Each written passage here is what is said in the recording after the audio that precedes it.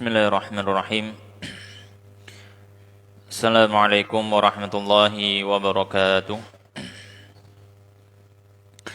Innal hamdalillah nahmaduhu wa nasta'inuhu wa nastaghfiruh wa nastahdi wa natubu ilaihi wa na'udzu billahi min syururi anfusina wa sayyiati a'malina. Man yahdihillahu fala mudilla lahu wa man yudlilhu fala hadiyalah. Asyhadu an la ilaha illallah wahdahu la syarikalah wa asyhadu anna Muhammadan abduhu wa rasuluh safiyuhu wa khaliluh salawatullahi wa salamuhu alaihi wa ala alihi wa ashabihi ajma'in. Ya ayyuhalladzina amanu taqullaha haqqa tuqatih wa la tamutunna illa wa antum muslimun. Amma ba'd. Allahumma subhanaka la ilma lana illa ma 'allamtana innaka antal alimul hakim. Wa tub 'alaina innaka antat tawwabur rahim. Allahumma faqihna fid din wa 'allimna ta'wil. Warzuqna al-ikhlas fil 'ilmi wal 'amal. Rabbi shrah li sadri wa yassir li amri. Wahlul 'uqdatan min lisani yafqahu qawli. Allahumma amin. Ma'asyiral muslimin, jamaah rahimani wa rahimakumullah. Alhamdulillah, kembali kita bersyukur kepada Allah Subhanahu wa taala karena pada kesempatan malam hari ini Allah Subhanahu wa taala masih memberikan kita kenikmatan untuk bisa bermajelis, bisa berkumpul dalam rangka tafaqquh fiddin, dalam rangka mempelajari agama Allah Subhanahu wa taala, dan kita masih melanjutkan pembahasan dari kitab Umdatul Ahkam min Kalami Khairil Anam yang ditulis oleh Al-Imam Al-Hafidh Abdul Ghani Ibn Abdul Wahid Al-Maqdisi yang wafat tahun 600 Hijriah rahimahullahu rahmatan wasi'ah. Dan pada pertemuan yang sebelumnya kita sudah memasuki pembahasan zakat dari kitab ini, yang mana kitab ini adalah kumpulan hadis-hadis dari kitab Sahih Bukhari Muslim yang berhubungan dengan pembahasan fikih. Dan pertemuan yang sebelumnya kita sudah memasuki pembahasan zakat. Dan sampai pada hadis tentang rikaz, zakat rikaz, itu zakat dari barang yang ditemukan di dalam tanah atau harta karun, dan penjelasannya sudah kita jelaskan. Maka insyaallah pada malam hari ini kita melanjutkan hadis yang berikutnya pada kitab zakah ini, yaitu hadis yang kelima di bab ini. Bismillahirrahmanirrahim. Qala al-musannifu rahimallahu ta'ala wa nafa'ana bi ilmi fi dunya wal akhirah wa dakhalahu fasiha jannatihi wa taghammadahu bi rahmatihi. Allahumma amin. An Abi Hurairah, dari sahabat Abu Hurairah radhiyallahu ta'ala anhu, qala, beliau berkata, ba'atha, telah mengutus Rasulullah sallallahu alaihi wasallam Umar, sahabat Umar, ala sadaqati, atas pengambilan harta zakat. Fakila, maka dikatakan kepada Nabi sallallahu alaihi wasallam, mana'a Ibnu Jamilin, Ibnu Jamil tidak mau membayar zakat. Wa Khalid ibnul Walid, demikian juga Khalid bin Walid. Wal Abbasu, dan juga Al-Abbas, ammu Rasulillah, paman Rasulullah sallallahu alaihi wasallam. Jadi ceritanya di zaman dulu, di zaman Nabi sallallahu alaihi wasallam masih hidup, maka Nabi sallallahu alaihi wasallam punya petugas-petugas penarikan zakat. Dan di antara petugas tersebut adalah sahabat Umar. Maka sahabat Umar melapor kepada Nabi sallallahu alaihi wasallam, "Wahai Nabi, semua orang yang wajib zakat sudah saya tarik zakat. Kecuali 3 orang. Yang pertama Ibnu Jamil, yang kedua Khalid bin Walid, yang ketiga adalah Abbas bin Abdul Muttalib. 3 orang ini tidak mau membayar zakatnya." Maka apa kata Rasulullah sallallahu alaihi wasallam? Faqala Rasulullah, maka bersabda Rasulullah sallallahu alaihi wasallam, "Ma yanqimu Ibnu Jamilin." Ya. Apa yang membuat Ibnu Jamil enggan? Ya. Ini apa yang membuat Ibnu Jamil enggan untuk membayar? Makanya Nabi mempertanyakan itu. Illa kecuali an kana faqiran, bahwasanya dia dulu pernah fakir, fa'aghnahullah, lalu Allah membuatnya kaya. Maksudnya apa alasannya Ibnu Jamil kok sampai nggak mau bayar zakat? Ya. Apakah dikira bahwasanya dia dulu itu karena pernah jadi orang miskin, terus jadi orang kaya, terus sekarang nggak mau bayar zakat karena dianggap dia pernah miskin? Itu kata Nabi SAW. Ya. Kenapa Ibnu Jamil tidak mau bayar zakat? Dan Ibnu Jamil ini disebutkan bahwasanya pada awal mulanya dia termasuk golongan orang munafik, Ibnu Jamil. Dan dalam kitab-kitab hadis para ulama menyampaikan Ibnu Jamil ini nggak tahu nama aslinya siapa. Dia cuma dikenal dengan kunyahnya Ibnu Jamil. Tapi kalau namanya, maka ini tidak disebutkan. Bahkan ulama pun tidak ada yang menyebutkan. Karena mereka tidak tahu siapa namanya Ibnu Jamil. Tapi ala kulli hal disebutkan dalam riwayat bahwasanya Ibnu Jamil sebagaimana disebutkan oleh Al-Qadhi Iyad Al-Maliki dalam kitabnya Syarah Sahih Muslim, beliau menyampaikan Ibnu Jamil ini dulu dia sempat jadi orang munafik. Dan termasuk diantara perbuatannya adalah dia tidak mau membayar zakat. Di awal-awal zakat. Kemudian setelah itu Allah Subhanahu wa taala menurunkan ayat. Iya. Wa ma naqamu illa an aghnahumullahu wa rasuluhu min fadlihi fa in yatubu yaku khairal lahum. Kata Allah Subhanahu wa taala, dan apa yang membuat tidaklah mereka itu enggan kecuali karena Allah sudah membuat mereka kaya dan juga Rasulnya. Ya. Maka seandainya mereka taubat, maka itu lebih baik untuk mereka. Ayat ini turun berkenaan dengan Ibnu Jamil. Maka setelah itu, karena dia dimintai taubat oleh Allah, dan dia dengar ayat turun karena dirinya, kemudian dia bertobat kepada Allah Subhanahu wa taala, dia mau mengeluarkan zakat, dan dia tidak termasuk dari golongan orang munafik. Ya. Dia tidak termasuk dari golongan orang munafik. Ya. Maka Ibnu Jamil yang pertama adalah orang yang dia tidak mau membayar zakat, dan para ulama menyampaikan dia termasuk golongan orang munafik di awal-awal Islam, kemudian setelah itu dia masuk Islam secara kafah dan mencintai Islam. Maka di kisah ini Ibnu Jamil masih dalam kondisi itu.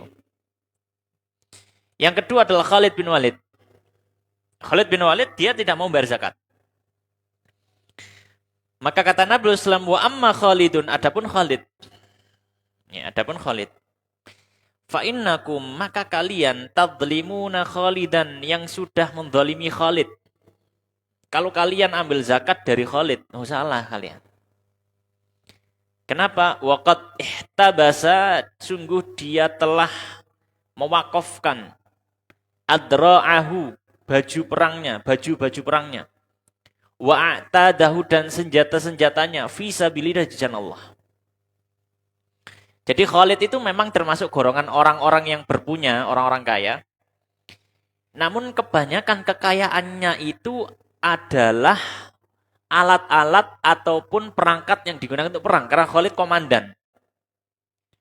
Dia punya kuda banyak, dia punya Baju perang banyak, pedang banyak, tombak banyak, senjata banyak. Ya, senjata banyak. Sampai pada derajat dia dianggap sebagai orang kaya. Ya, petugas zakat itu ngambil zakat dari alat-alat perang ini. Dikira itu termasuk wajib zakat. Maka kata Nabi SAW, kalian telah menzalimi Khalid. Kenapa? Alat-alat perangnya itu dia gunakan untuk jihad.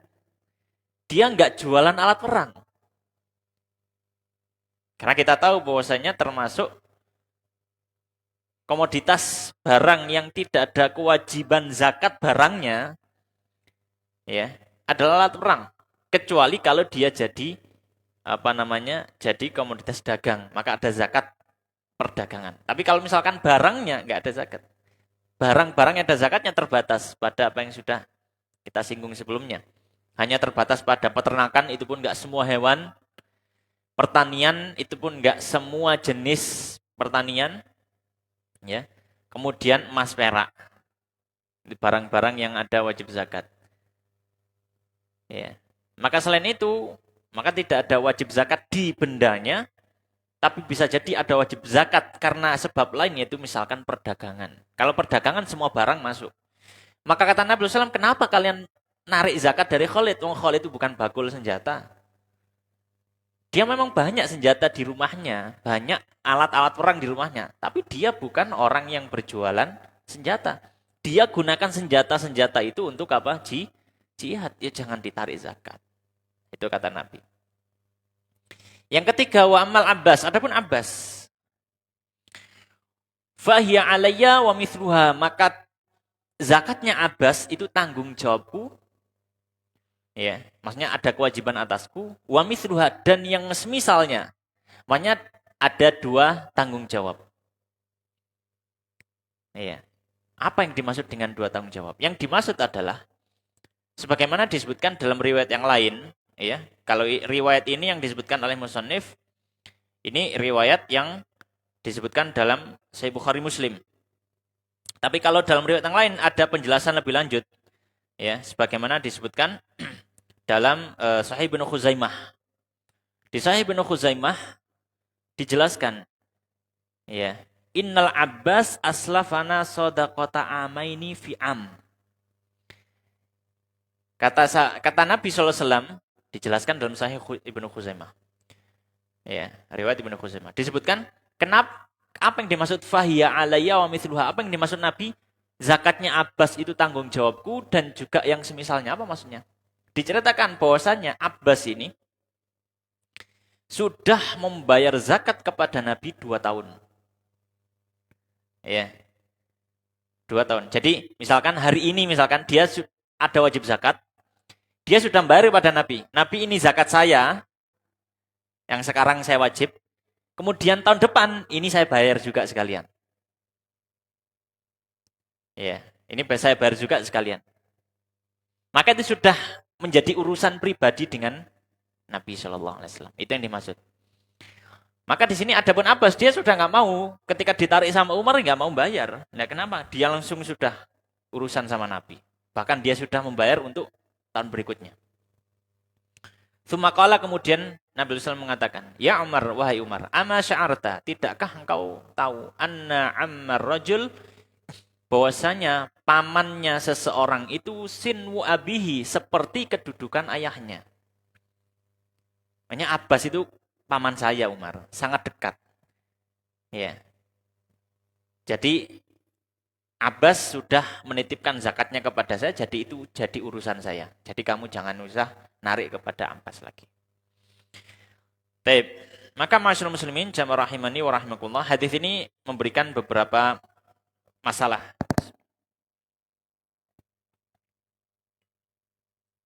Masalah yang pertama, dalam hadis disebutkan tentang kisahnya Ibnu Jamil, yang dia tidak mau membayar zakat. Dan dia tidak punya alasan yang dibenarkan. Maka Allah turunkan ayat untuk bertobat. Ya, maka dari sini kita tahu bahwasanya keengganan untuk membayar zakat termasuk salah satu dari dosa besar. Mengapa? Karena sampai dimintai bertobat oleh Allah Subhanahu wa taala. keengganan untuk membayar zakat, maka ini termasuk apa? Dosa besar. Sampai dia dimintai bertobat oleh Allah Subhanahu wa taala. Dan kita sudah singgung sebelumnya tentang orang yang tidak mau membayar zakat dan dia tidak punya alasan yang dibenarkan. Maka ada dua kondisi. Kondisi yang pertama, orang itu tidak mau membayar zakat karena dia mengingkari kewajiban zakat. Karena dia mengingkari kewajiban zakat. Maka para ulama menyatakan kalau orang tidak mau membayar zakat karena mengingkari kewajiban zakat, padahal kewajiban zakat yang dia ingkari itu sudah menjadi kesepakatan, maka di sini para ulama menyampaikan maka dia dihukumi kafir murtad dari agama. Karena zakat termasuk rukun Islam. Itu kalau tidak mau membayar zakat karena dia kafir. Maka wajib bagi waliul amr, wajib bagi pemimpin untuk meminta dia bertobat dan membayarkan zakat.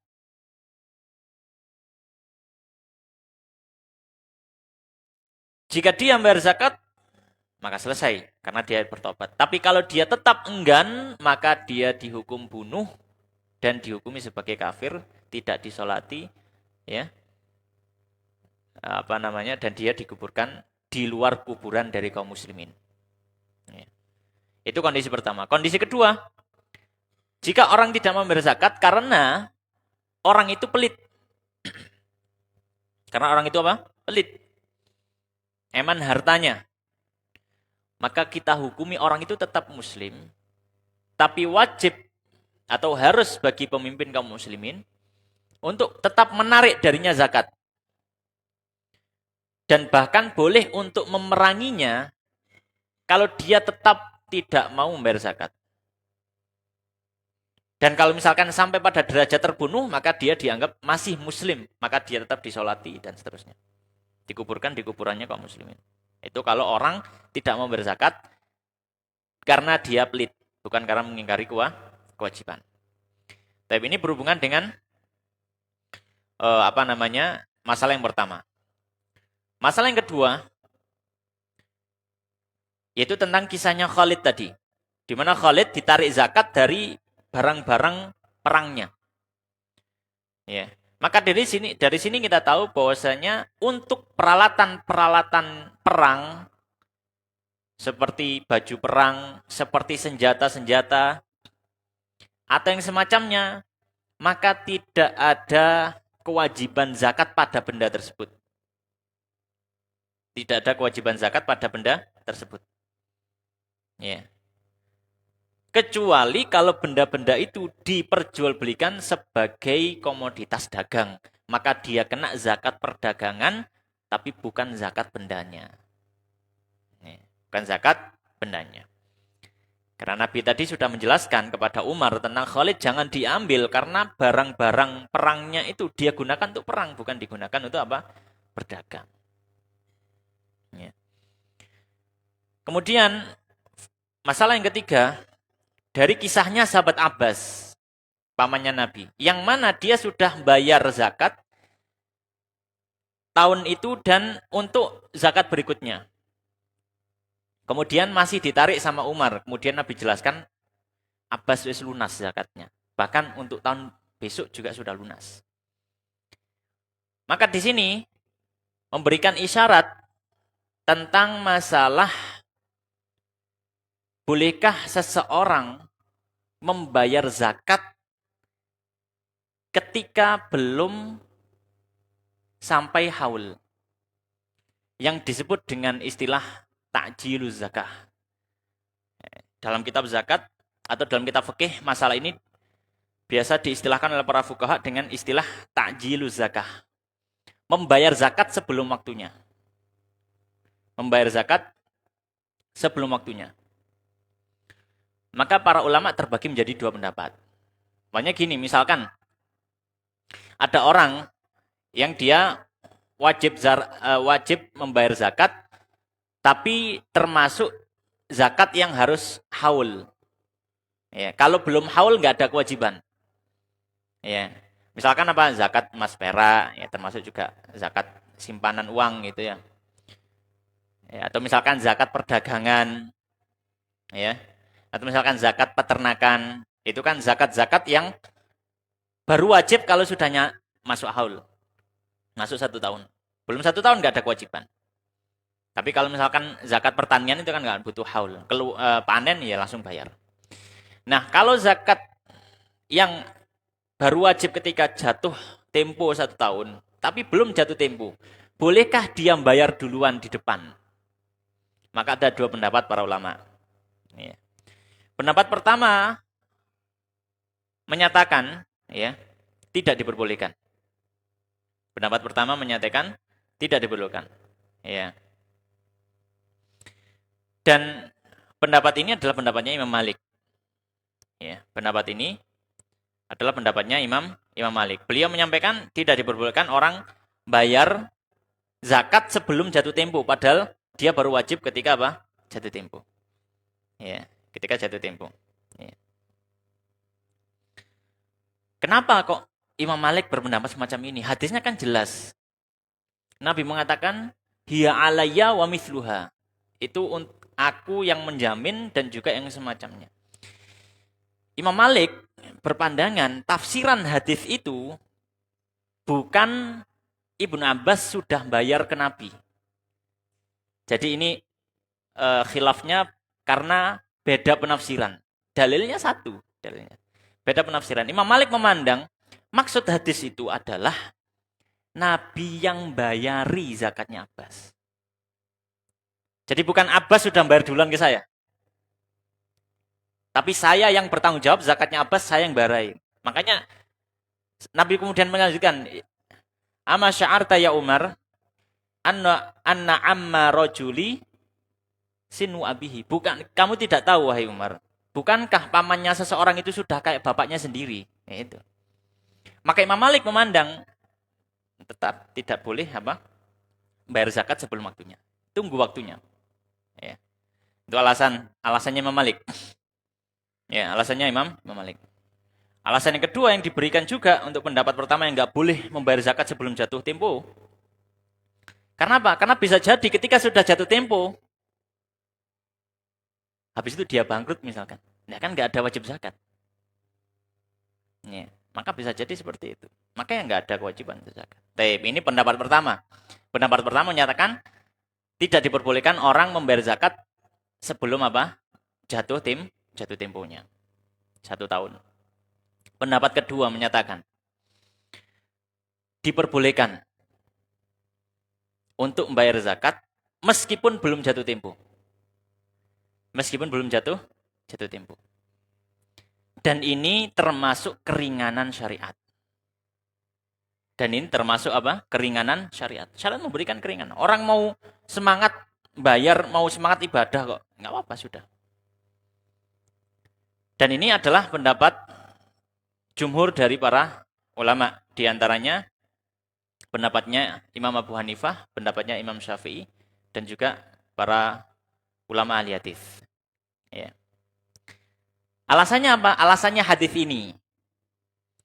Mereka menafsiri maksud dari ucapan Nabi, hiya alayya wa mithluha, itu maksudnya Nabi sudah dibayari oleh sahabat Abbas untuk zakatnya tahun itu dan tahun setelahnya.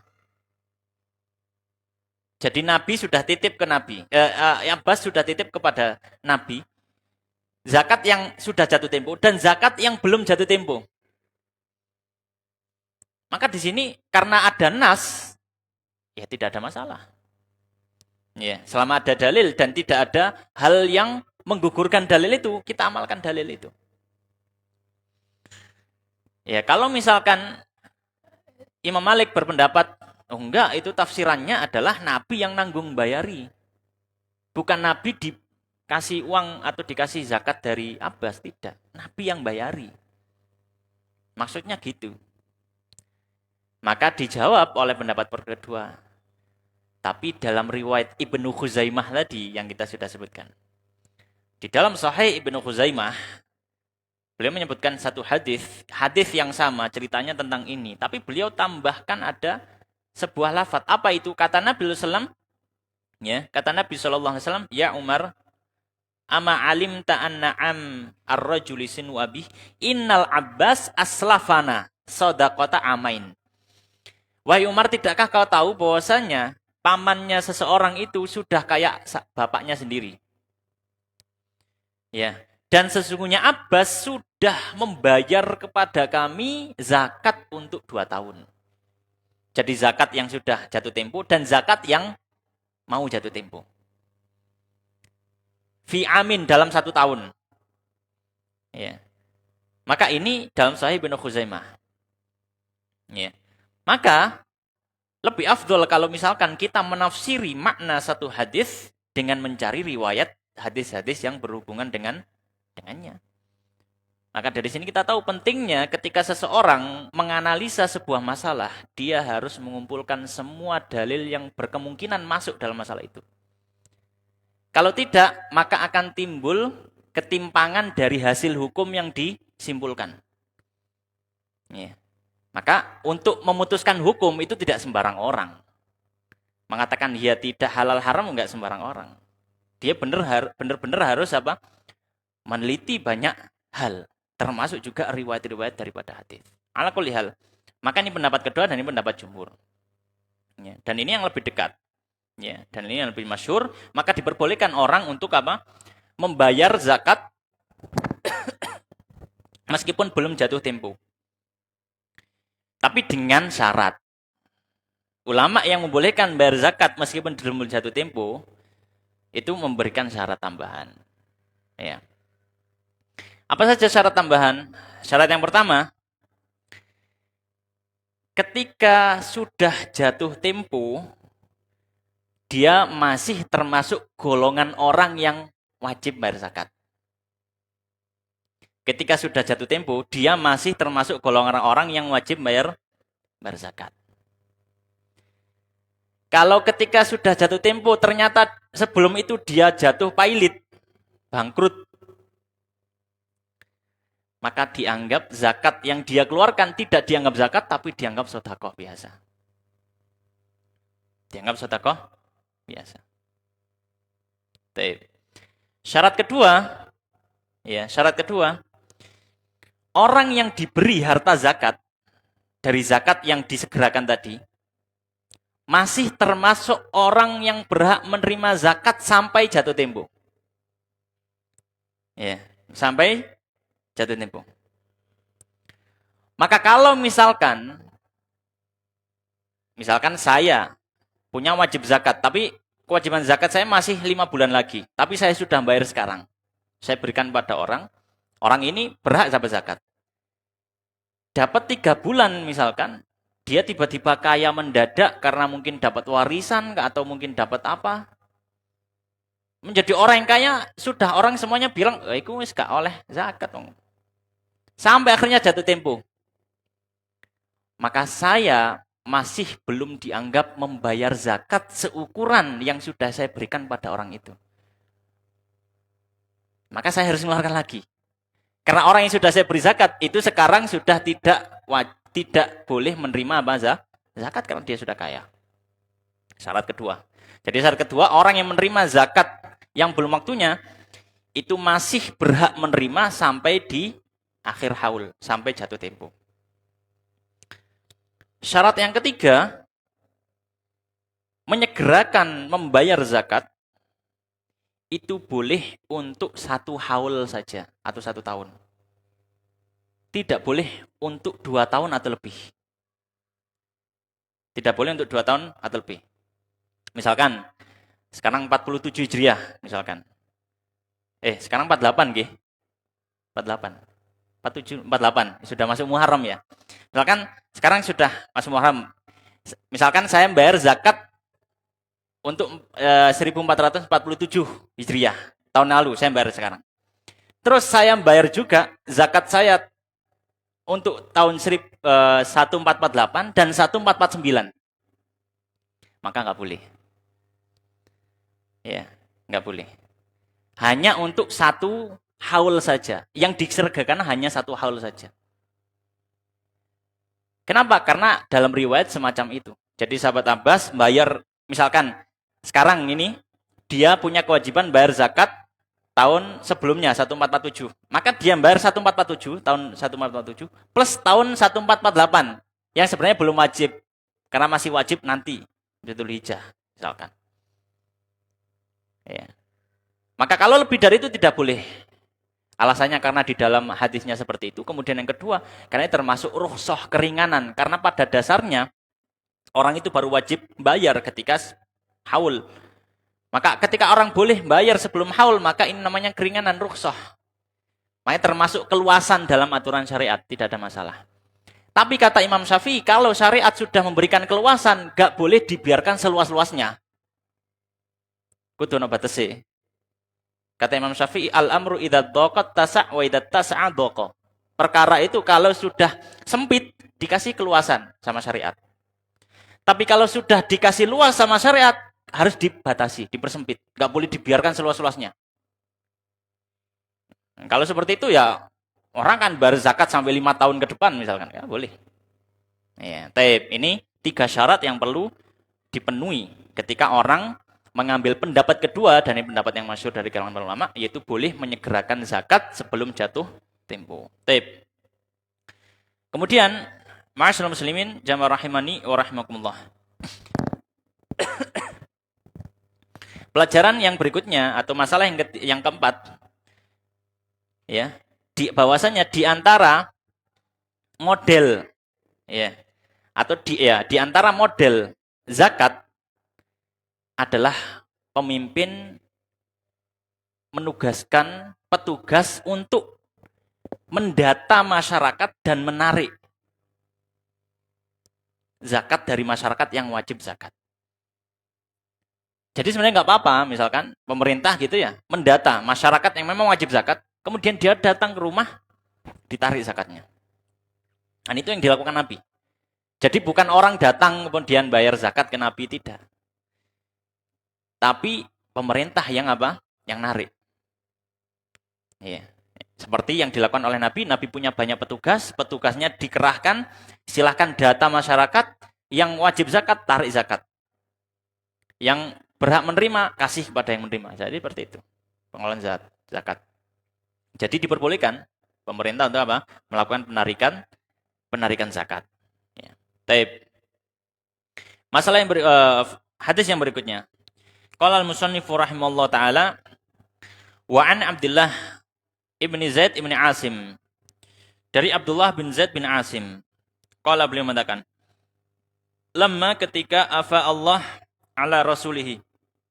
Allah Subhanahu wa taala memberikan harta fai kepada rasulnya yauma Hunainin pada hari Hunain, perang Hunain.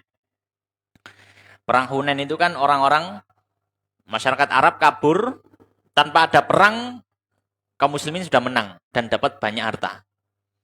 Maka harta ini harta fai. Qasama finnasi, maka Nabi membagi harta fai, harta perang itu kepada manusia. Wa fil muallafati qulubuhum, dan kepada orang-orang yang dilembutkan hatinya. Walam yu'til ansa, siapa yang dilembutkan hatinya? Yang dilembutkan hatinya ini yang dimaksud adalah orang-orang yang baru masuk Islam. Dari kalangan kafir Quraisy. Karena itu baru saja Fatu Mekah. Habis Fatu Mekah kan langsung beberapa hari habis itu nyerang perang Hunain. Maka diberi pembesar-pembesar bahkan. Orang yang baru masuk Islam. Bahkan Abu Sufyan diberi harta yang banyak. Padahal sudah kayanya orang itu Abu Sufyan. Walam yu'til ansoro, dan Nabi tidak memberikan para sahabat Ansor syai'an sedikit pun. Jadi para pengikut setianya Nabi itu malah nggak dikasih jatah dunia, nggak dikasih jatah harta rampasan perang. Faka'annahum, maka seolah-olah mereka atau sepertinya orang-orang Ansor wajadu fi anfusihim, mendapati sesuatu dalam diri mereka. Maksudnya agak merasa kecewa. Kok Nabi tidak memberikan kami ya? Padahal kita yang sudah menerima Nabi ketika diusir oleh kampungnya, orang kampungnya sendiri. Kita berjihad kapanpun Nabi jihad, bahkan sampai hari ini. Tapi hari ini pas harta melimpah, Nabi tidak memberi kita. Orang-orang Ansor itu merasa kok sepertinya kurang pas di hati mereka. Idlam yusibuhum, ketika tidak menimpa mereka ma'asaban nas, apa yang menimpa manusia, maksudnya tidak diberikan harta kepada mereka sebagaimana orang-orang Mekah dikasih harta. Fakhotobahu, maka Nabi tahu hal tersebut. Nabi tahu hal tersebut. Fakhotobahu, maka Nabi SAW langsung kumpulkan orang Ansor. Kemudian Nabi menyampaikan sebuah nasihat yang sangat-sangat berharga. Ini nasihat yang luar biasa, sangat berharga. Faqala, maka Nabi SAW menyampaikan, ya ma'asyarul Ansor, wahai kalian orang-orang Ansor, orang-orang Madinah, alam ajidukum dolalan, bukankah aku mendapati kalian itu dalam kondisi kesesatan? Kalian menyembah patung, kalian menyembah selain Allah.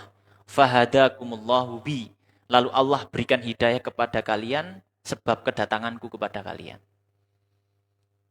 Ya, itu yang pertama. Yang kedua, wa kuntum, dan kalian dulu mutafarriqina, adalah orang-orang yang terpecah belah. Aus dan Khazraj itu dua suku yang tidak pernah akur berpuluh tahun. Ya, tinggal di satu kota tapi senantiasa perang. Tapi senantiasa perang. Kata Nabi, bukankah kalian dulu orang yang masyarakat yang berpecah belah? Fa'allafakumullah, lalu Allah satukan kalian karena sebab kedatanganku. Wa'alatan, dan bukankah kalian sebelumnya adalah orang-orang yang fakir? Fa'aghnakumullahu, lalu Allah beri kecukupan kalian denganku. Kullama qala syai'an, setiap kali Nabi mengatakan satu kalimat tadi, qalu, maka orang-orang Ansar semua mengatakan, ya, Allah wa rasuluhu aman. Allah dan Rasulnya yang memang memberikan itu semua. Qala, maka Nabi melanjutkan, ma yamna'ukum an tujibu Rasulullah. Ya. Maka apa yang membuat kalian, atau apa yang menghalangi kalian untuk selalu mengikuti Rasulullah SAW? Ya. Kenapa kalian masih merasa ada kekecewaan? Bukankah itu sudah keputusanku? Maka orang-orang Ansar mengatakan, qalu Allah wa rasuluhu aman. Allah dan Rasulnya yang paling memberi, yang paling baik. Qala, kemudian Nabi melanjutkan, lau syi'tum lakultum ji'tana kadza wa kadza. Ya. Kalau seandainya kalian mau, lakultum ji'tana kadza wa kadza. Ya. Engkau datang kepada kami dalam kondisi demikian dan demikian. Ya. Maksudnya kalau kalian mau, kalian bisa menjawab saya. Kalau kalian mau, kalian bisa menjawab saya. Saya tadi kan ngomong, bukan kalian dulu sesat, terus saya datang ke kampung kalian, kemudian kalian dapat keimanan. Bukankah kalian dulu itu orang yang berpecah belah, kemudian saya datang, kemudian kalian bersatu. Bukankah ini dan itu? Kalau kalian mau, kalian bisa jawab saya. Bisa aja kalian balik. Bukankah jenengan dulu, wahai Nabi, nggak punya tempat, kemudian kami beri tempat? Bukankah jenengan dulu nggak punya rumah, terus kami beli rumah? Bukankah jenengan dulu nggak punya tanah, terus kami beli tanah? Maka Nabi menyampaikan kepada sahabat Ansar, ya, kalau kalian mau, kalian boleh jawab. Kemudian Nabi melanjutkan, ala tardawna an yadhhaban nas bisyah wal ba'ir. Tidakkah kalian itu ridho orang-orang pergi ke rumah membawa kambing dan membawa onta, wa tadhhabuna bi Rasulillah sallallahu alaihi wasallam ila rahilikum, sedangkan kalian pulang ke rumah kalian membawa Rasulullah sallallahu alaihi wasallam. Maka langsung itu menusuk pada hati para sahabat, luar biasa. Iya. Apakah kalian masih sebegitu cintanya dengan dunia sehingga membawa pulang Rasulullah ke kampung kalian, ya, itu masih bisa disandingkan dengan membawa pulang dunia? Ya. Laulal hijratu lakuntum ra'an minal ansar. Kemudian Nabi mulai menjelaskan, seandainya bukan karena ada syarat hijrah, lakuntum ra'an minal ansar, sungguh aku akan jadi bagian dari orang Ansor. Seandainya saya bisa, atau seandainya ditakdirkan, kalau misalkan bisa milih, saya mau milih dilahirkan di Madinah jadi orang Ansor. Kata Nabi, walau salakan nasu wadiyan Dan seandainya orang-orang melalui satu jalan, au syi'ban, atau jalan di gunung. Ya, maksudnya ketika ada orang, kumpulan orang jalan, ada yang lewat jalan ini, ada yang jalan itu, jalan ini ada banyak jalan. Orang-orang beda-beda jalannya. La salaktu wadiyal ansor. Pasti saya ikut jalan yang dilewati orang Ansor. Wa syi'baha, dan celah-celah sempit yang dilewati oleh orang Ansor. Saya nggak akan pilih jalan lain kecuali jalan yang dilewati orang-orang Ansor. Al-ansaru syi'arun wan nasu tithar. Ya, syiar itu orang, ya mungkin seperti kita ya. Syiar itu baju untuk dalaman. Tithar itu baju bagian luar. Kalau sekarang mungkin kita nggih kaos ya. Syiar itu kaos dalam, tithar itu baju ini. Maka kata Nabi, orang Ansor itu seperti kaos dalam saya. Dan orang yang selain Ansor seperti baju bagian luar saya. Maksudnya apa? Kalian itu punya keistimewaan di mata saya. Itu kata Nabi SAW. Kalian itu sangat dekat dengan saya. Innakum satalqawna ba'di atharatan. Ya. Kemudian Nabi menambahkan sebuah nasihat. Dan ini termasuk termasuk nasihat Nabi SAW.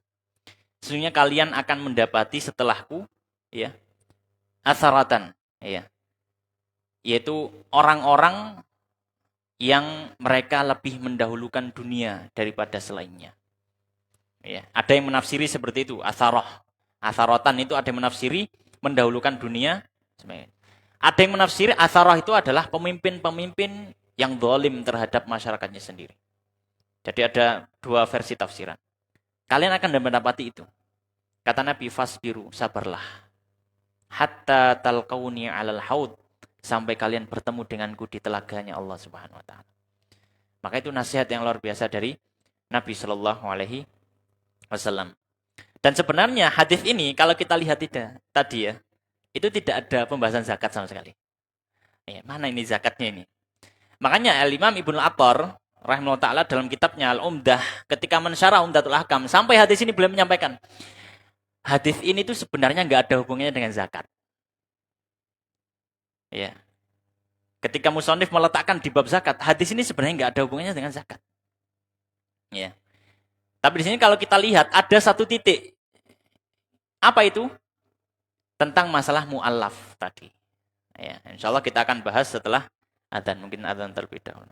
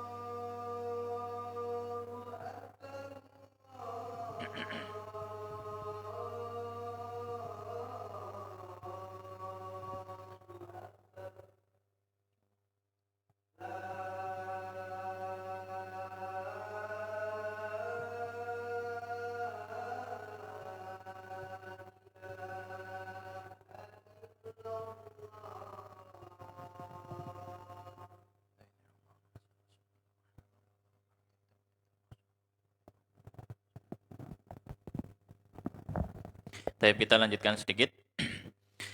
Maka di hadis ini ada beberapa masalah atau faedah. Yang pertama, di hadis ini memberikan isyarat bahwasanya golongan mu'allaf itu adalah orang-orang muslim, bukan orang kafir sama sekali. Karena Nabi di hadis ini memberikan harta fek kepada mu'allaf. Dan orang-orang yang diberikan harta oleh Nabi di hari Hunain itu tidak ada yang kafir. Semuanya muslim. Dan kebanyakan baru jadi muslim. Maka sebagaimana mu'allaf di kategori pembagian fek ini, demikian juga mu'allaf di kategori pembagian harta zakat. Maka termasuk orang yang berhak menerima zakat adalah mu'allaf. Ya, dan yang dimaksud mu'allaf adalah orang yang sudah masuk Islam, bukan orang kafir. Dan mereka orang yang baru masuk Islam. Maka mereka berhak dapat zakat meskipun mereka kaya. Karena di dalam ini, hadis ini, pada hari Hunain, termasuk yang diberi oleh Nabi itu adalah Abu Sufyan. Abu Sufyan baru masuk Islam ketika Fatu Mekah, beberapa hari sebelum Hunain. Dan Abu Sufyan termasuk orang paling kaya di Mekah. Tapi Nabi ngasih 100 onta. Ya. Maka termasuk orang yang berhak menerima zakat adalah mu'allaf. Dan mu'allaf itu adalah orang yang sudah masuk Islam, ya, namun baru masuk Islam, dan dia tetap diberi meskipun apa? Dia kaya. Boleh diberi meskipun dia apa? Kaya. Pelajaran kedua yang terisyaratkan dari hadis ini, hendaknya seorang muslim jangan sampai gundah hatinya ketika tidak mendapatkan jatah duniawi, meskipun dia berhak menerima. Seorang muslim hendaknya jangan dia gundah ketika tidak dapat apa? Jatah duniawi, meskipun dia orang yang berhak untuk menerima. Maka di hadis ini orang Ansor berhak menerima harta fek mereka prajurit, mereka pasukan, tapi nggak ada yang dikasih oleh Nabi. Maka mendapati ada kekecewaan, ada kegundahan dalam hati. Nabi langsung menasihati. Ya, secara hukum fikih mereka punya hak untuk minta sebenarnya. Tapi Islam bukan sekedar hukum fikih. Islam juga membahas tentang masalah hati. Ya.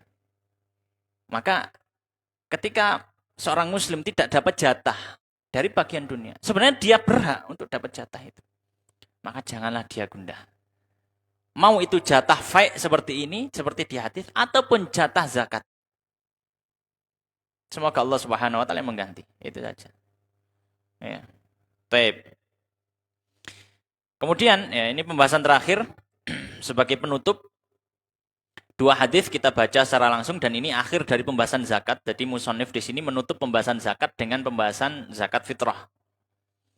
Faqala al-musannifu rahimahullah ta'ala babu shadaqatil fitri, bab zakat fitr atau zakat fitrah. Dan di sini ada dua hadis, kita baca secara langsung kemudian kita sebutkan faedah-faedahnya. Hadis yang pertama qala an Abdullah bin Umar, dari Abdullah bin Umar radhiyallahu taala anhuma. Qala, beliau mengatakan farada Rasulullah SAW telah mewajibkan shadaqatal fitri, sedekah fitr. Maksudnya sedekah ini zakat, fitr maksudnya hari Idul Fitri. Zakat hari Idul Fitri.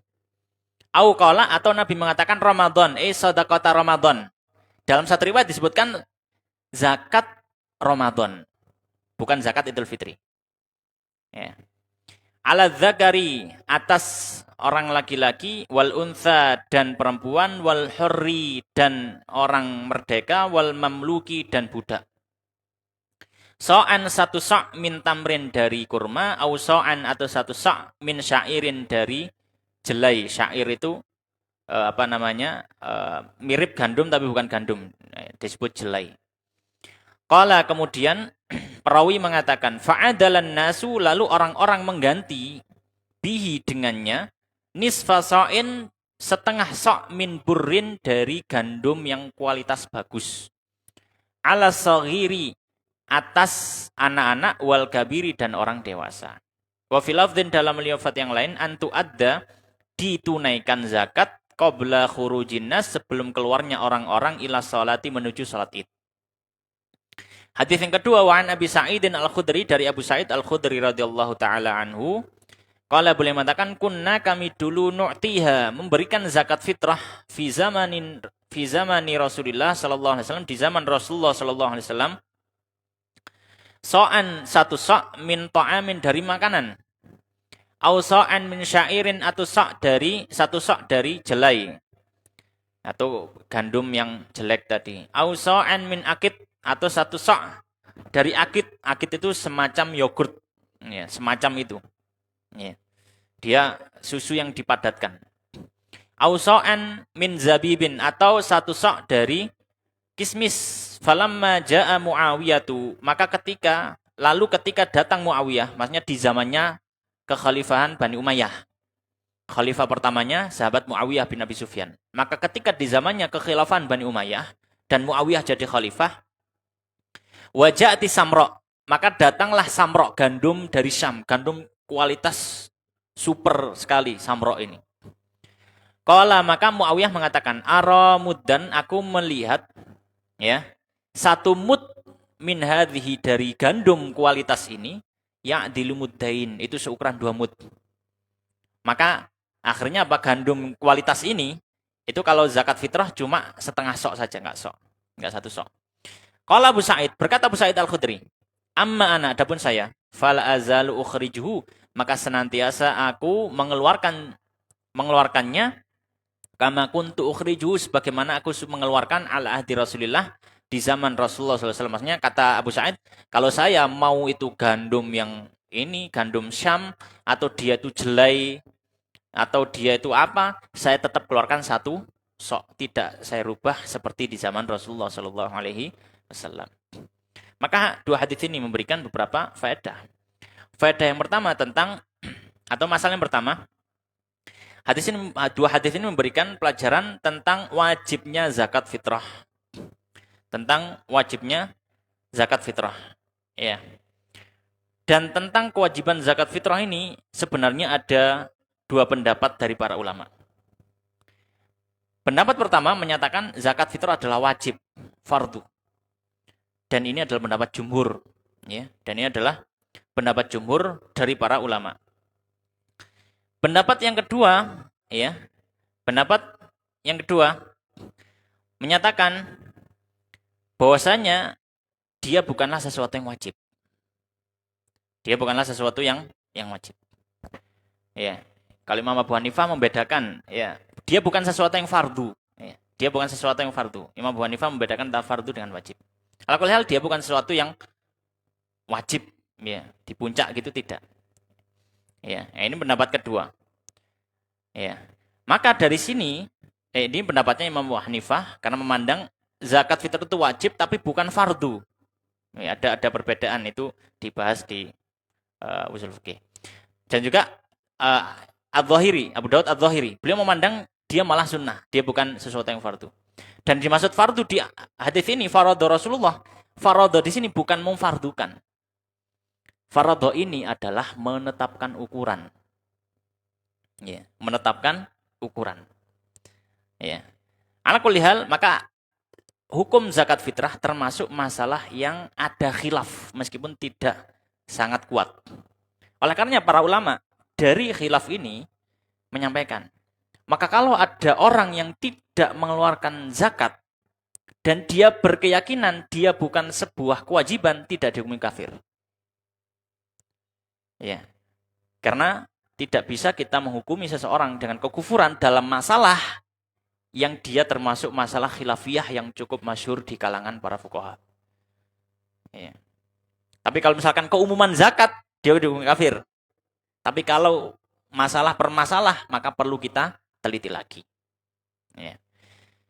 Faedah yang kedua, hadis ini juga memberikan isyarat tentang waktu zakat fitrah. Ya. Waktu zakat fitrah. Dalam satu riwayat disebutkan zakat fitr, zakat hari Idul Fitri. Maka hari Idul Fitri itu berakhirnya kapan? Ketika tenggelamnya matahari tanggal 1 Syawal, itu habis hari Idul Fitri. Dalam riwayat yang lain disebutkan zakat Ramadan. Maka zakat Ramadan berakhir ketika tenggelam tenggelam matahari di akhir bulan Ramadan dan masuk bulan Ramadan ketika terlihat hilal Ramadan. Oleh karenanya pelajaran kedua dari hadis ini kita bisa mengambil faedah apa itu tentang batasan waktu mengeluarkan zakat. Ya. Termasuk batasan waktu yang dibolehkan orang mengeluarkan zakat fitrah sejak tanggal 1 Ramadan dan berakhir ketika tenggelam matahari waktu maghrib tanggal 1 Syawal. Kenapa? Karena dalam hadis disebutkan zakat ini dihubungkan dengan Ramadan. Dalam riwayat lain zakat disebutkan dengan hari Idul Fitri. Maka diambil kedua-duanya, maka itu adalah batas waktunya. Ya, maka itu adalah batas waktunya. Maka orang mengeluarkan zakat fitrah tanggal 1, ya masih enggak ada masalah, dianggap sah.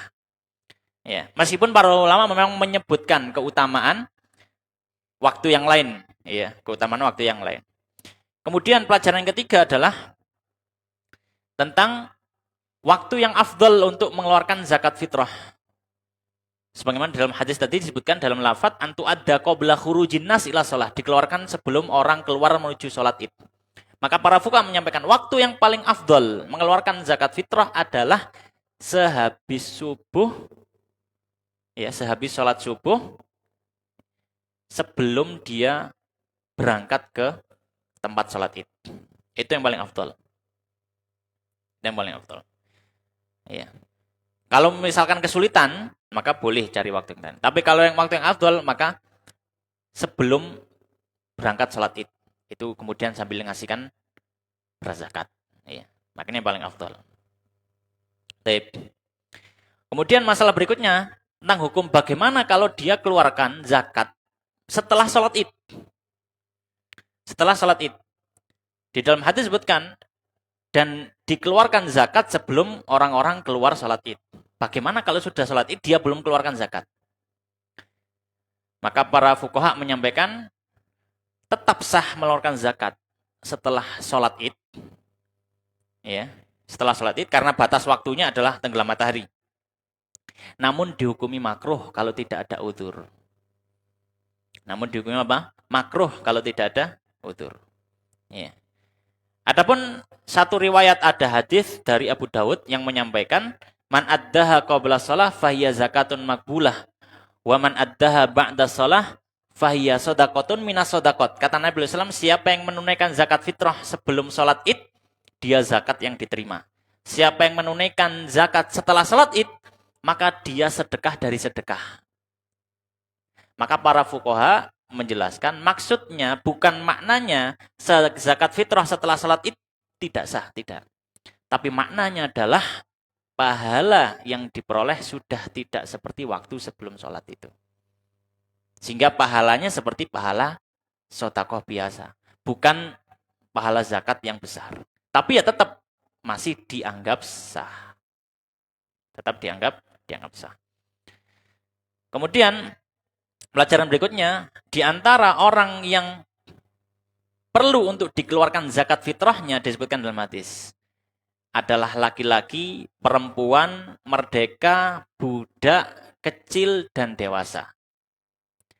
Maka semua manusia selama dia muslim ada kewajiban dikeluarkan zakat fitrah darinya.